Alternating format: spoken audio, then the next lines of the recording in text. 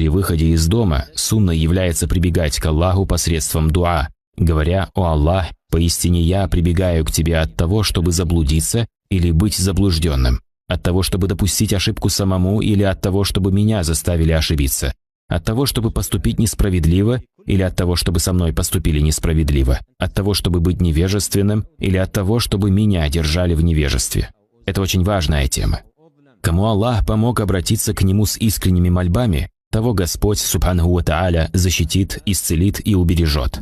Также передается в хадисе, что если человек, выходя из дома, скажет: «С именем Аллаха, уповаю на Аллаха, нет силы и мощи, кроме как у Аллаха», то ангелы говорят ему: «Ты наставлен на прямой путь, тебе достаточно Аллаха, и ты под Его защитой». Шайтаны же говорят друг другу: «Что ты можешь сделать с тем, кто наставлен на прямой путь, кому достаточно Аллаха и кто находится под Его защитой?»